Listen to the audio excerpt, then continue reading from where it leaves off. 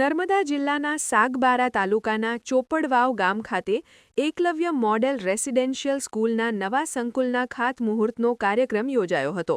આ કાર્યક્રમમાં શિષ્ટાચારના ભંગને લઈને નવો વિવાદ સર્જાયો છે। ડેડિયાપાડાના આમ આદમી પાર્ટીના ધારાસભ્ય ચૈતર વસાવાએ આક્ષેપ કર્યો છે કે આ તેમનો મત વિસ્તાર હોવા છતાં નર્મદા જિલ્લા વહીવટી તંત્ર દ્વારા રાજકીય કિન્નાખોરી રાખીને તેમને સત્તાવાર આમંત્રણ આપવામાં આવ્યું ન હતું। આ ઘટનાએ સ્થાનિક રાજકારણમાં વહીવટી તંત્રની નિષ્પક્ષતા સામે સવાલો ઊભા કર્યા છે। ધારાસભ્ય ચૈતર વસાવાએ મીડિયા સમક્ષ રોષ વ્યક્ત કરતા શું કહ્યું, આવો સાંભળીએ। એકલવ્ય રેસિડેન્શિયલ મોડેલ સ્કૂલ જ્યારે સાગબારામાં છેલ્લા 2013થી કાર્યરત હતી અને એનું બિલ્ડિંગ અને સંકુલ બાકી હતું, જે આજે આદિજાતિ વિકાસ વિભાગ, ભારત સરકાર અને ગુજરાત સરકારના સહયોગથી આજે તૈયાર થયું છે, ત્યારે એના લોકાર્પણમાં આદિજાતિ મંત્રી નરેશભાઈ પટેલજી, સાંસદ મનસુખભાઈ વસાવા અને તમામ પદાધિકારીઓ, કલેક્ટર અને પ્રાયોજનાની ઉપસ્થિતિમાં આજે લોકાર્પણ કર્યું છે, જેને અમે સહર્ષતાથી આવકારીએ છીએ, વધાવીએ છીએ। અને આ સંકુલમાં આદિવાસી સમાજના દીકરા દીકરીઓ ખૂબ સારું ભણે, આગળ વધે અને પોતાની કારકિર્દી ઉજળી બનાવે એવી અમે સૌને શુભકામનાઓ પણ આપી છે। સાથે અહીંના સ્ટાફ, એમના આચાર્યશ્રીને પણ અમે કીધું છે। સ્થાનિક અમે ધારાસભ્ય છે અને ધારાસભ્ય તરીકે જ્યારે પણ અમારી જરૂર હશે, નાની મોટી વાતો અમે જે પણ કંઈ હશે અમારી ગ્રાન્ટમાંથી સરકારશ્રીને ધ્યાન પર દોરી અને વહેલી તકે પૂર્ણ થાય એ બાબતે ચર્ચા થઈ છે।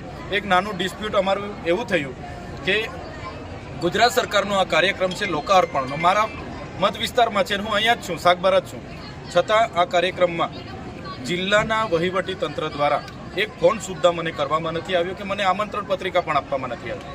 ત્યારે એક લોકોના ચૂંટાયેલા પ્રતિનિધિ તરીકે મારા મત વિસ્તારમાં સરકારનો આટલો મોટો કાર્યક્રમ થતો હોય અને મારી અવગણના કરવામાં આવે, એ મારી અવગણના નથી, પણ એ મને જે લોકોએ ચૂંટીને ધારાસભ્ય બનાવ્યો છે એ લોકોની અવગણના છે। અને અમે અહીંયા આવીને બાળકોને પ્રોત્સાહન પૂરું પાડીએ એમાં તો કોઈને શું કામ વાંધો હોવો જોઈએ, મને બોલાવવા જ જોઈએ। છતાં અવારનવાર જિલ્લા વહીવટી તંત્રના અધિકારીઓ અમને આ પ્રકારની અવગણના કરીને અમને ઉશ્કેરવાના કામ કરે છે, અમને એકબીજા પ્રત્યે લડાવવાના, દેશભાવ ઊભા કરવાના। અહીંયા શિક્ષણનું બાળકોને પ્રોત્સાહન આપવાની જગ્યાએ પણ આ વસ્તુ લઈને બેસે છે।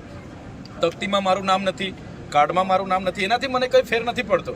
અમે તો લોકોના મનમાં વસેલા છે, લોકોના દિલમાં વસેલા છે, અમને તકતી ભક્તિથી જરૂર નથી, પણ જે અમારા લોકો વચ્ચે અવગણના થાય અને અમારા લોકો અમને કહે કે સાહેબ અમારે ત્યાં કાર્યક્રમ છે, તમે આવજો, ત્યારે અમને અમારા સ્વાભિમાન પર અસર પડે છે, સ્વમાન પર અસર પડે છે।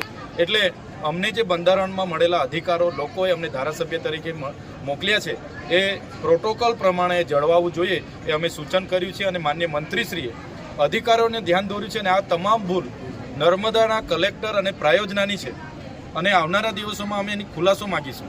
અને આ જ પ્રકારની ભૂલો વારે ઘડે કરતા રહેશે તો અમે કોઈ અમારા સ્વાભિમાન પર આવશે ત્યારે અમે સહન કરવા નથી। એમના પ્રોટોકોલ વિભાગમાં પણ હું ગુજરાત સરકારમાં લખું છું, આના ખુલાસા ત્યાંથી પણ હું માગીશ। આજે ખૂબ સારો કાર્યક્રમ થયો, શાળાના બાળકોએ પોતાની કૃતિઓ રજૂ કરી, શાળાના વાતાવરણ પણ ખૂબ સારું છે, બાળકો ખૂબ સારી રીતે ભણે, આગળ વધે અને ખૂબ પોતાની કારકિર્દીમાં સારી પોસ્ટ પર આગળ જાય એવી અમે સૌને શુભકામના આપીએ છીએ। ધન્યવાદ।